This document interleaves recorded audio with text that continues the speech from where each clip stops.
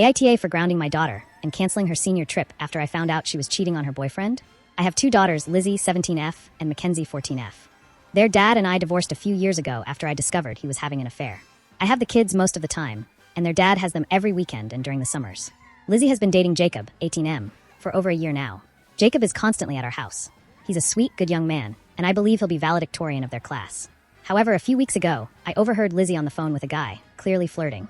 At first, I thought it was Jacob, but then I heard her say, Brandon. I realized she was talking to someone else. Then a week later, she mentioned to me that she was heading out to hang with a friend. And when I looked out the window, I saw her get into a car and greet a guy with a kiss. It wasn't Jacob. Even after that, Jacob continued to come over, hanging out with Lizzie. He and Lizzie still acted like a couple, holding hands, laughing, and spending time together, just like they always had. I felt disgusted knowing my daughter was being a two-timer. After Jacob left that day, I confronted my daughter. I asked her point blank, "Are you cheating on your boyfriend with another guy?" She said it was none of my business, and that her personal life was hers only. I told her she was wrong, and that I raised her better than to treat people like this. She told me she was bored with Jacob, and that Brandon was more her type now. I told her that if she wasn't happy, she should just break up with Jacob. She said she didn't know if she wanted to be with Brandon, or if she was just having fun flirting and teasing. I told her cheating was unacceptable and wrong, and as a consequence, I grounded her. I also told her she wasn't allowed to go on her senior trip with her friends.